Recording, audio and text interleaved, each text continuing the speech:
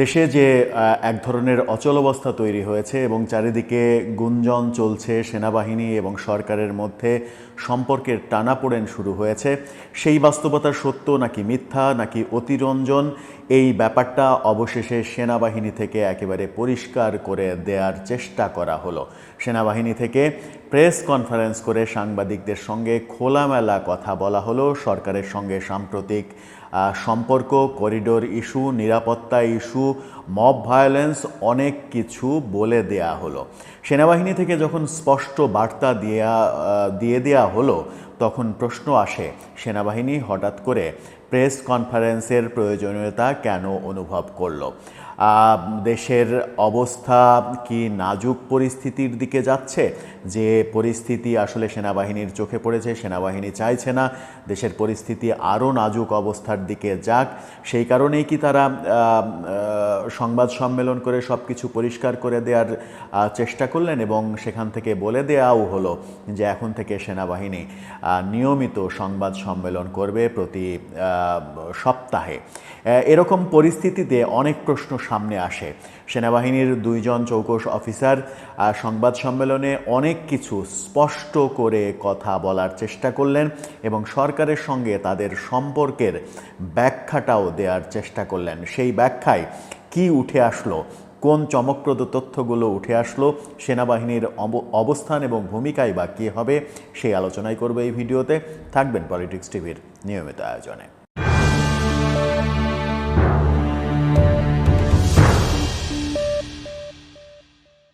দর্শক, পলিটিক্স টিভির নিয়মিত ভিডিওগুলো স্পন্সর করছে প্রজাপতি.টিভি, নতুন ওটিটি প্ল্যাটফর্ম। আপনারা চাইলে ইউটিউবে, ফেসবুকে, ইনস্টাগ্রামে, টিকটকে দেখে নিতে পারেন।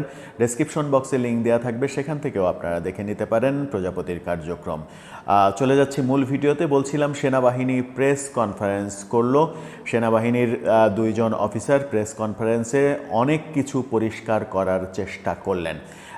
দেশের সাম্প্রতিক যে ইস্যুগুলোর সঙ্গে সেনাবাহিনীকে নিয়ে আলোচনা হচ্ছে, সরকার এবং সেনাবাহিনীর সম্পর্ক নিয়ে টানাপোড়েন, সেই চিত্রটা যখন একেবারে প্রকাশ্যে চলে আসছে, কোনো কিছু অতিরঞ্জন হচ্ছে কিনা, অফিসার্স অ্যাড্রেসে কি হলো, সেই সব কিছু আসলে তারা পরিষ্কার করার চেষ্টা করলেন। এই পরিষ্কার যখন করা হলো সেনাবাহিনীর তরফ থেকে, তখন একটা প্রশ্ন সামনে এসেই যায় যে সেনাবাহিনী যখন অবস্থান পরিষ্কার করে দিল, তখন সরকারও কি তাদের অবস্থান পরিষ্কার করবে? সরকারও কি ব্যাপারটা খোলামেলা বলবে যে সেনাবাহিনীর সঙ্গে তাদের সম্পর্কে টানাপোড়েন হয়েছিল কিনা এবং করিডোর নিয়ে তাদের অবস্থান নিয়ে কোনো মতদ্বৈততার সৃষ্টি হয়েছিল কিনা? সব পরিস্থিতি কি সরকার একেবারে এরকমভাবে, সেনাবাহিনী যেভাবে একেবারে ফ্রি মাইন্ডে সব কিছু পরিষ্কার করে দিয়েছে, সেরকম কি পরিষ্কার করবে, নাকি সরকার এর মাঝেও এক ধরনের ধোঁয়াশা রাখবে? সেই প্রশ্নটা সামনে হয়তো আমরা উত্তর পেয়ে যাব। কি বলা হলো সেনাবাহিনীর তরফ থেকে, সেই প্রসঙ্গগুলো একটা একটা করে বলে দিলেই আপনারা বুঝতে পারবেন যে ব্যাপারগুলো কি হলো, এবং বলার মাঝখানেই এক ধরনের বিশ্লেষণ আমরা করার চেষ্টা করব। সেনাবাহিনী থেকে স্পষ্ট বলে দেওয়া হয়েছে, মব ভায়োলেন্স, মবের নামে যা কিছু হচ্ছে দেশে, এটা আর কোনোভাবেই টলারেট করা হবে না। মব সহ্য করা হবে না। যেখানেই মব সেখানেই সেনাবাহিনী যাবে এবং মব, চাঁদাবাজি, সন্ত্রাসী কার্যক্রম, নৈরাজ্য, এই ব্যাপারগুলো একেবারে নির্মূল করে দেওয়া হবে। এবং সেনাবাহিনী আগস্টের পর থেকে এ যাবৎ পর্যন্ত যত ধরনের অ্যাক্টিভিটিস করেছে, সন্ত্রাসীদের গ্রেপ্তার, তারপরে অস্ত্র উদ্ধার, গোলাবারুদ উদ্ধার, গুলি উদ্ধার, এই ফিরিস্তিও তারা দিয়েছে। সেই ফিরিস্তিতে যাচ্ছি না। এরপরে যেটা তাদের কাছে খুব গুরুত্বপূর্ণ প্রশ্ন ছিল, সেটা হচ্ছে করিডোর প্রশ্ন। সেনাবাহিনী থেকে স্পষ্ট করে বলে দেওয়া হয়েছে, করিডোর একটা স্পর্শকাতর ব্যাপার। দেশের নিরাপত্তা, সার্বভৌমত্ব বিঘ্নিত হয় এমন কিছুতে সেনাবাহিনী সমর্থন করবে না। অর্থাৎ করিডোরের বিপক্ষে যে সেনাবাহিনীর অবস্থান, সেটা সেনাবাহিনী একেবারে স্পষ্ট অবস্থান ব্যক্ত করলো সংবাদ সম্মেলনে। এরপর যেটা বলে দেওয়া হলো, মায়ানমারের আরাকান আর্মি প্রসঙ্গে কথা হয়েছে। আরাকান আর্মির সঙ্গে আমাদের কোনো সরাসরি সম্পর্ক নেই, কিন্তু সেই আরাকান আর্মির সঙ্গে যখন সেনাবাহিনী বলছে যে আরাকান আর্মির সঙ্গে তাদের কোনো সরাসরি সম্পর্ক নেই, তখন সেই আরাকান আর্মিকেই জাতিসংঘ এবং যুক্তরাষ্ট্র যখন মানবিক সাহায্য দিতে চাচ্ছে, বিভিন্নভাবে তাদেরকে সহযোগিতা করতে চাচ্ছে, সেই ব্যাপারে সরকার একমত হচ্ছে। তার মানে হচ্ছে এখানেও সরকার এবং সেনাবাহিনীর মধ্যে দূরত্ব যে রয়েছে সেটা সেনাবাহিনীর এই প্রেস কনফারেন্সে একেবারে স্পষ্ট হয়ে গেল। তারা একেবারে পরিষ্কার করলেন, সেটা হচ্ছে যে সেনাবাহিনীর অফিসার্স অ্যাড্রেস সেনাবাহিনীর অভ্যন্তরীণ কর্মকাণ্ড। সেখানে কোনো প্রেসকে ডাকা হয় না, জাতির উদ্দেশ্যে ভাষণও দেয়া হয় না। সেটা নিয়ে যা প্রচার হচ্ছে তার সত্য মিথ্যা যাচাইয়ের অবকাশ থাকে। আইএসপিআর থেকেও কিছু জানানো হয় না এই ব্যাপারে। তবে সেনাবাহিনী জাতীয় নিরাপত্তা বিঘ্নিত হয় এমন কিছুর সাথে কখনোই জড়াবে না। তার মানে হচ্ছে যে অফিসার্স অ্যাড্রেস নিয়ে এত কথা হচ্ছে, অফিসার্স অ্যাড্রেসে কি কথা হয়েছে না হয়েছে সেনাবাহিনী থেকে স্পষ্ট করে বলে দেওয়া হলো সেটা সেনাবাহিনীর অভ্যন্তরীণ কর্মকাণ্ড। সেটা প্রেসে যেভাবে এসেছে সেটা ভিন্ন বিষয়, কিন্তু সেনাবাহিনী কোনো প্রেস রিলিজ দিয়ে কিংবা সাংবাদিক ডেকে কিংবা জাতির উদ্দেশ্যে ভাষণ দিয়ে এই কথাগুলো বলেনি। তারা নিজেদের মধ্যে নিজেদের অভ্যন্তরীণ আলোচনা করেছে, সেই আলোচনায় অনেক কিছুই আসতে পারে। তার মানে হচ্ছে যে ব্যাপারগুলো খোলাসা না করলেও এই ব্যাপারগুলো এখান থেকে হিন্টস পাওয়া যায় যে অফিসার্স অ্যাড্রেসে দেশের সমসাময়িক ব্যাপার নিয়ে আলোচনা হয়েছে, যে ব্যাপারগুলো সরকারের সঙ্গে সেনাবাহিনীর সম্পর্ক দোটানায় পড়েছে কিনা সেই প্রশ্নটা উঠেছে। পাহাড়ি সন্ত্রাসীদের নিয়ে তারা কথা বলেছেন। পাহাড়ি সন্ত্রাসী দলকে নির্বাচনের সঙ্গে কখনোই জড়িত করা হবে না।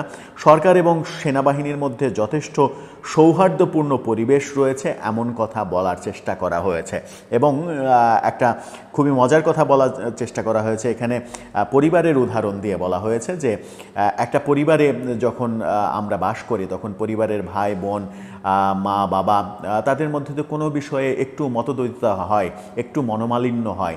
তার মানে কি পরিবার ভেঙে যায়, পরিবারের সম্পর্ক নষ্ট হয়ে যায়? একটা পরিবার যখন পরিবারের মধ্যেই যখন এরকম মতদ্বৈততা হয় তখন অনেক কিছুই তো ঘটতে পারে। আমরা মনে করি সরকার সেনাবাহিনী আমরা সবাই একটা পরিবার, সেই পরিবারের মধ্যে আমাদের ভালো বোঝাপড়া রয়েছে এবং আমরা ভালো বোঝাপড়ার মাধ্যমেই সামনে এগিয়ে যেতে চাই। এই পরিবারের উদাহরণ দিয়ে না বলা একটা কথা স্পষ্ট করে দেয়া হলো যে এক ধরনের মতদ্বৈততা মনোমালিন্য সরকারের সঙ্গে সেনাবাহিনীর হয়েছে এবং সেটা নিরসনের হয়তো চেষ্টা করা হচ্ছে। নির্বাচন নিয়ে তারা কথা বলেছেন, এবং নির্বাচন নিয়ে যখন প্রশ্ন করা হলো যে নির্বাচনের ইস্যুতে আগামী নির্বাচনের ইস্যুতে, তখন তারা একেবারে স্পষ্ট বলেছে, ভাই নির্বাচন নিয়ে অনেক কথা হয়েছে, নির্বাচন নিয়ে আর আমাদের কোনো কথা নেই। অর্থাৎ সেনাবাহিনী নির্বাচন নিয়ে সেনাপ্রধান বহু কথা বলেছেন, ডিসেম্বরের মধ্যে নির্বাচন করার কথা, সেই ব্যাপারে নতুন কোনো কথা নেই। এটা বলার মাধ্যমেই কি এই ইঙ্গিত দেওয়া হলো যে সেনাপ্রধানের যে অবস্থান নির্বাচন প্রসঙ্গে সেই অবস্থানই সেনাবাহিনীর রয়েছে, এর বাইরে নতুন কোনো অবস্থান নেই। সেনাবাহিনী ক্ষমতা নেবে কি নেবে না, এই যে প্রশ্ন চারিদিকে উঠছিল, আমরা এটা নিয়ে একটা ভিডিও বানিয়েছি যে সেনাবাহিনী কি ক্ষমতা দখল করতে চায়। উত্তরে আমরা স্পষ্টভাবে বলেছি যে না, সেনাবাহিনী ক্ষমতা দখল করতে চায় না। আজকে প্রথমবারের মতো সেনাবাহিনীর সাংবাদিক সম্মেলনে স্পষ্ট করে বলে দেয়া হলো সেনাবাহিনী ক্ষমতা নেবে না, এই ধরনের কোনো চিন্তাভাবনা সেনাবাহিনীর নেই। প্রতি বৃহস্পতিবারে তারা সংবাদ সম্মেলন করবে এবং সংবাদ সম্মেলন করে এভাবে জাতির কাছে অনেক কিছু স্পষ্ট করে দেবে। গত এক সপ্তাহের কর্মকাণ্ড নিয়ে তারা স্পষ্ট অবস্থান ব্যক্ত করবে। তারা এই কথাও বলেছে যে সার্বভৌমত্ব প্রসঙ্গে যে আমার দেহে এক ফোঁটা রক্ত থাকা পর্যন্ত কাউকে ছাড় দেব না, নিরাপত্তা রক্ষা করবই। অর্থাৎ মায়ানমার সীমান্তে নানা ধরনের যে কর্মকাণ্ড চলছে, অস্ত্রধারীরা ঘোরাফেরা করছে, বাংলাদেশের মধ্যে ঢুকে পড়ছে, করিডোর ইস্যু, নানা ইস্যুতে যখন প্রশ্ন করা হয়েছে তখন তারা বলেছে সেনাবাহিনীর সদস্যদের আমাদের গায়ে এক ফোঁটা রক্ত থাকতে, শেষ প্রাণের বিন্দুটা থাকতে আমরা কাউকে ছাড় দেব না নিরাপত্তা ইস্যুতে। তার মানে এটাও একটা সরকারের কাছে মেসেজ যে জাতির নিরাপত্তার ইস্যুতে, জাতীয় যে সার্বভৌমত্বের ইস্যুতে, সেই সার্বভৌমত্বের ইস্যুতে কোনোভাবেই সেনাবাহিনী ছাড় দেবে না। লালমনিরহাটে একটা বিমানবন্দর, পুরাতন বিমানবন্দরটা আবার চালু করা হচ্ছে। সেই বিমানবন্দর কি চীনকে ব্যবহার করতে দেয়া হবে? বিমানবন্দর সেনাবাহিনী এবং নৌবাহিনীর তত্ত্বাবধানে নতুন করে তৈরি হচ্ছে, সেখানে সেনাবাহিনী বিভিন্ন কর্মকাণ্ড পরিচালনা করবে এরকম শোনা যাচ্ছে। চীনকে সেটা ব্যবহার করতে দেওয়ার নানা রকমের কানাঘোষা শোনা যাচ্ছে। সেই ব্যাপারে সেনাবাহিনী থেকে বলা হয়েছে যে আমরা আশা করব যে বাংলাদেশের নিরাপত্তা বিঘ্নিত হোক এরকম কোনো সিদ্ধান্ত বাংলাদেশ সরকার নেবে না। আমাদের বিশ্বাস আছে এরকম কোনো সিদ্ধান্ত সরকার নেবে না। তার মানে হচ্ছে যে চীনকে যদি বিমানবন্দর ব্যবহার করতে দেওয়া হয় সেটা তো আর সেনাবাহিনী সিদ্ধান্ত নেবে না, সেই সিদ্ধান্তটা নেবে হচ্ছে সরকার। সরকার এই ধরনের কোনো সিদ্ধান্ত নেবে না এরকম প্রত্যাশা সেনাবাহিনী থেকে ব্যক্ত করা হয়েছে। এই ব্যাপারটা যখন তারা বলছে তখন আর্মি এবং সরকারের সম্পর্ক সেটা বলেছি। এর বাইরে ভুল বোঝাবুঝির উদাহরণে করিডোরের প্রসঙ্গে তারা স্পষ্ট করেছে যে পরিবারের উদাহরণ দিয়ে করিডোর বিষয়ে যে ভুল বোঝাবুঝি আছে এবং ছিল কিংবা নিরসন হচ্ছে কিংবা নিরসনের চেষ্টা করা হচ্ছে সেই ব্যাপারগুলো তারা একটা মেসেজ দেওয়ার চেষ্টা করেছে। তারা বলেছেন যে বাজে অবস্থা থেকে, দেশে একটা বাজে অবস্থা বিরাজ করছে, সেই বাজে অবস্থা থেকে আমরা উত্তরণের চেষ্টা করছি। দেশে যে স্বাভাবিক অবস্থা বিরাজ করছে না সেই ব্যাপারটা তারা স্পষ্ট করেছেন। এই অস্বাভাবিক অবস্থার মধ্যেই নানা ধরনের ভুল বোঝাবুঝি অবকাশ রয়েছে, ভুল বোঝাবুঝি হচ্ছে হয়তো। সেই ভুল বোঝাবুঝি থেকে উত্তরণের পথে আমরা আছি।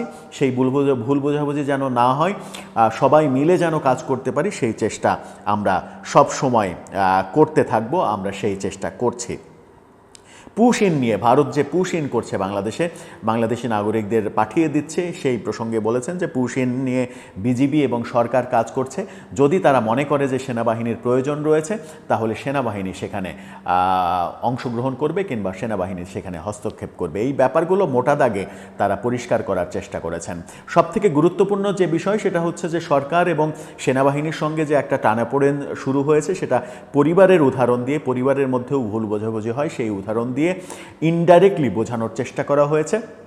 সেনাবাহিনী ক্ষমতা নেবে না সেটা স্পষ্ট করে দেওয়া হয়েছে এবং অফিসার্স অ্যাড্রেসকে নিয়ে যে ধরনের কথাবার্তা হচ্ছে, যে ধরনের সমালোচনা করা হচ্ছে, বিভিন্নজন সেনাবাহিনীর বিরুদ্ধে নানা রকমের প্রোপাগান্ডা ছড়ানোর চেষ্টা করছে যে সেনাবাহিনী এই ধরনের কথা বলতে পারে না, সেই ব্যাপারে তাদের স্পষ্ট অবস্থান। এটা তাদের অভ্যন্তরীণ কার্যক্রম, এখানে কোনো প্রেসকে ডাকা হয় না, এটা জাতির উদ্দেশ্যে কোনো ভাষণ নয়, এখানে সাংবাদিকদের ডাকা হয় না, এমনকি আইএসপিআর থেকে বিজ্ঞপ্তি দিয়েও ভেতরের কর্মকাণ্ড সম্পর্কে কাউকে জানানো হয় না। সুতরাং এটা একান্তই ব্যক্তিগত আয়োজন সেনাবাহিনীর, সেটা নিয়ে কারো কাছে জবাবদিহিতার কোনো কিছু নেই, আর সেটা নিয়ে সমালোচনারও কিছু নেই। সেখানে যা কিছু কথা হবে সেটা একান্তই সেনাবাহিনীর কথা। কিন্তু সব মিলিয়ে যে অবস্থানটা পরিষ্কার করে দেয়া হলো সেটাতে অন্তত এটুকু স্পষ্ট যে সরকারের সঙ্গে সেনাবাহিনীর এক ধরনের ভুল বোঝাবুঝি তৈরি হয়েছিল। যদি সেই ভুল বোঝাবুঝির অবসান হয়ে থাকে সেটা ভালো কথা, আর যদি অবসান না হয়ে থাকে আজকের এই সংবাদ সম্মেলন, যে সংবাদ সম্মেলনের মাধ্যমে অনেক কিছু পরিষ্কার করার চেষ্টা করা হলো, সেটা নতুন কোনো বার্তা দেয় কিনা, নতুন কোনো ইঙ্গিত দেয় কিনা।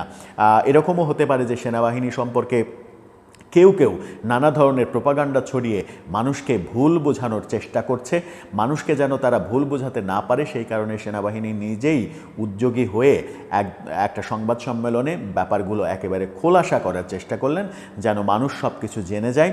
জেনে যতটুকু জানানো যায় ততটুকুই জানিয়েছেন তারা, এর বেশি কিছু জানাননি। তারা খুবই স্মার্টলি কথা বলে ব্যাপারগুলোকে সামনে এনেছেন এবং স্পর্শকাতর ব্যাপারেও খুবই স্মার্টলি কথা বলেছেন। মনে হয় যে স্পর্শকাতর বিষয়ে অনেক সময় অনেকে কথা বলতে দ্বিধা করেন, তারা কোনো দ্বিধা করেননি, এড়িয়ে গেছেন, কিন্তু কৌশলে এড়িয়ে গেছেন। আবার সেখানে একটু হিন্টস দিয়ে বুঝিয়েও দিয়েছেন কেন তারা এড়িয়ে যাচ্ছেন, এর পেছনে কি থাকতে পারে। সব কিছুই দিনের আলোর মতো পরিষ্কার। সেনাবাহিনীর সঙ্গে সরকারের টানাপোড়েনের ব্যাপারগুলো পরিষ্কার হয়েছে। আমরা প্রত্যাশা করব সেই টানাপোড়েন না হোক। করিডোর, বন্দর, এইসব স্পর্শকাতর ইস্যুতে সরকার যে সিদ্ধান্ত নিতে যাচ্ছিল সেই সিদ্ধান্ত থেকে সরকার ফিরে আসবে। সেনাবাহিনী সহ বাংলাদেশের প্রায় প্রত্যেকটা নাগরিকই চায় এ ধরনের কর্মকাণ্ড না হোক। দেশের কোনো কিছু বিদেশিদের হাতে চলে না যাক, বিদেশি কেউ বাংলাদেশে এসে ঘাঁটি গাড়তে না পারুক, সেরকম পথেই সরকার এগোবে সেই প্রত্যাশা। কিন্তু সেনাবাহিনীর এই সংবাদ সম্মেলন নতুন কোনো প্রশ্নের জন্ম দিল কিনা, নতুন কোনো সম্ভাবনার কথা বলল কিনা, সেটা হয়তো সামনে দেখা যাবে। দর্শক, আপনার কি মনে হয় সেনাবাহিনী কেন সংবাদ সম্মেলন করে ব্যাপারগুলোকে স্পষ্ট করলো এবং প্রতি সপ্তাহে সংবাদ সম্মেলন করার কথা ঘোষণা দিল? এটা কি এই কারণে যে তাদেরকে নিয়ে নানা ধরনের প্রোপাগান্ডা হচ্ছে? সেই প্রোপাগান্ডাগুলো যেন আর না হতে পারে। আপনার মতামত জানিয়ে লিখতে পারেন আমাদের কমেন্ট বক্সে।